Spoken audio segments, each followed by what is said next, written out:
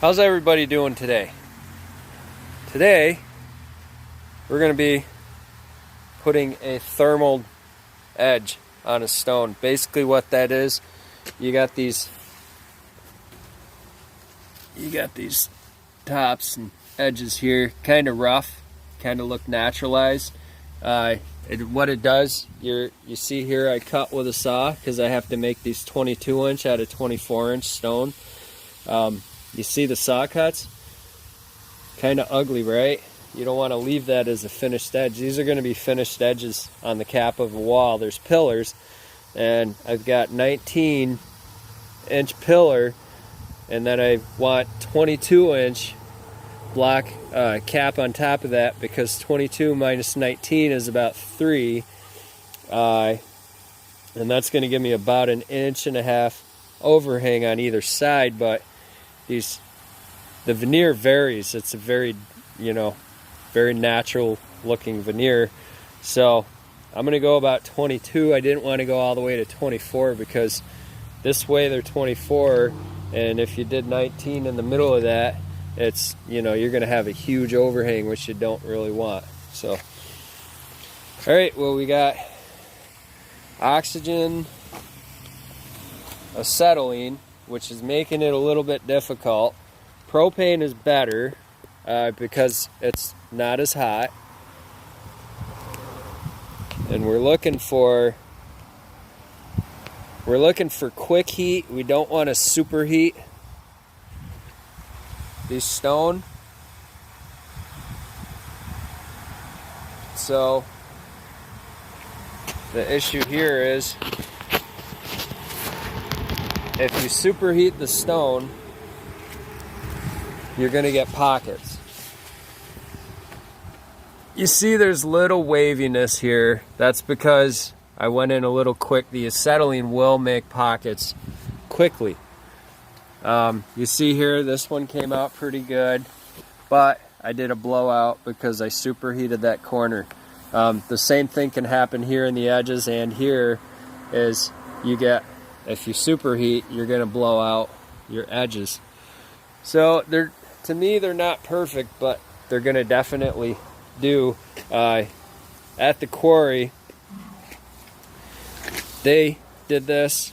They have a machine that it goes through so it stays smooth, and it's a machine that holds the torch, goes in even passes. I'm just here doing this by hand, so trying to do as smooth of a job as I can. And they use propane. Not only is it cheaper, it's a better heat arc for this type of thing. The other thing that they might have at that quarry is called a jet stick. It's made for thermaling, super fast, super smooth. It's a high velocity torch. So there's that. So we're going to try. I'm going to show you one here. Got to get my camera mounted up. Sorry, I don't have my camera mount today.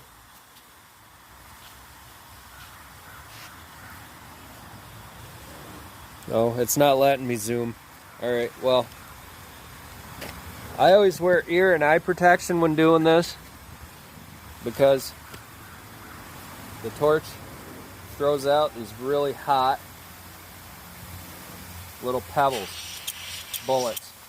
Now, you see, I barely turned these. I've got my oxygen all the way on. I've got my acetylene all the way on at the tanks. Here and here, this is my oxygen mix adjuster. I just turned that a little bit. Here, just a little bit, even less than that. There you go. See how that works? That's not perfect too. That good bang. That's what I was looking for. So jury's out on water use. I like using it. Techniques don't. Not passionate, you're good at it. But I like using it.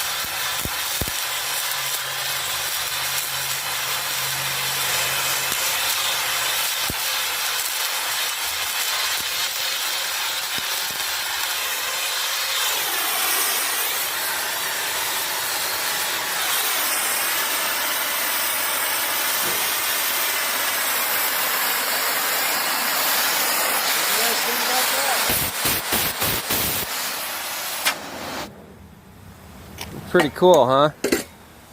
So that's your thermal edge. There it is. This one came out really clean, and I think a lot of it too is my technique is I'm getting faster with the torch. Like, I'm not holding it on there in superheating areas as much. I've been a while since I've thermaled, so it takes a minute. You know, it's just like welding or riding a bike. You don't forget, but you got to kind of get in the groove with it, and I like the hot and cold. See, I'm still not as perfect as the quarry edge. Theirs looks almost still saw cut, but that's still a nice edge. They're gonna love it. I like it. So there you go. Thanks, guys. Well, there we go, guys. Got them stones all thermaled and cut to fit. I even had to cut these down even more. They were 24 front to back, and I had to trim them down to get them to fit, gauge them in at 23 1/4 each, so that I had that perfect overhang in the front, which matches very closely to the overhang side to side. You see here, there's that kind of pretty veneer. It's called Victoria. Look at that finish. I like that. It's pretty. Yeah, veneer isn't really my favorite thing to do in the world, but I'm good at it. I've done all kinds. It's just like tile work. I'm good at tile work too, but I don't really like doing it. You see here on the front of the pillar, you see everything matches up. Look at how straight that is too, right? If you take your time.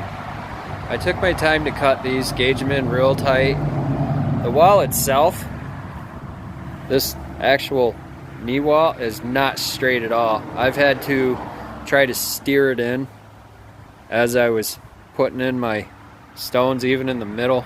Especially in the middle, it bows out up higher in the middle, which is making it difficult. It's still not perfect to my eye. I see it. If you look down match it up with the wall of the house. The wall of the house kind of does that too. It's an old brick house. They got sagged. They get things here and there. But you see, there they are, all in place and good and straight. Good clean edges. You can't even really tell where I did my thermal edge versus the quarry edge. Yep, I'm pretty happy with it. That's a pretty technical little job to do. Doesn't really look like it, but it is. There's a lot of technical stuff. And these thermal treads I put in, I did all this. There was a whole series. I wish I could have taken the time to video this job for you guys. Unfortunately, it was just a get up and go. You can see where the old steps were, concrete pieces of junk. I had to cut these steps back that far where the white spot is. I had to actually cut them back using that thing over there by the flag, the demo saw, and using chipping hammers. Quite a project. Let me get my tarps all uncovered here, and I'll show you real quick how everything came out. I think it looks great. Well, there it is, all cleaned off. See, I use protection to protect them steps because those are all thermal. That's all thermal treads too, and the mortar, anything you get on them will stain them. So even see these pencil marks up along through here, you go all the way back. What I did was off those pencil marks to get my caps nice and straight. I use my level, hit it plumb, down to that pencil mark. What I did was I sat there. This is off freehand. I didn't use any string lines or anything for this. I just lined them caps up and I did a square. I ran off of this wall to it. Make sure, you know, as I'm going, you run your measurements from there to there, there to there. You check your square. You have to do what's called split the difference to make it look like it's square and straight. It's not square, may not even be perfectly straight. I'll always use a straight edge to go along, right straight down the line. It came out really straight. Luckily on this one, all the variances, everything let me go pretty straight. And you can see from front to back there is the original wall. It does dip in and bow out, and it's even crooked this way. I think this is a probably 1940s or 50s house, it looks like. I'm assuming it's all brick. This kind of weird purple and pink, or black and pink bricks. Because as I chiseled this away, that's what all this is. But yep, there's the veneer and stone job. I can bring you guys along on more of these from beginning to end, show you different techniques that I've used. Now, for precision leveling and plumbing, I like to use Johnson levels, nice aluminum ones. They don't warp or anything. You see here, that tells me exactly where it's going. I want a little bit of wash on here so that our weather, rain, runoff, drip, snow, anything is going to wash off of that. So you got a little tiny bit of what you call wash, but it looks flat. It looks nice and flat and level. Everything came out really well. All my seams lined up really well. So it just takes time. Even setting these is a whole other, there's a lot going on there. I use these levels for checking all that. For this, with this one, I like this one for plumbing in on a lot of things. Mainly because of the square edge. They're very square edges. So even though it's a cheap level, it has its uses, because these here have the rubber ends, and you don't get, the rubber end is a little bit different from the metal.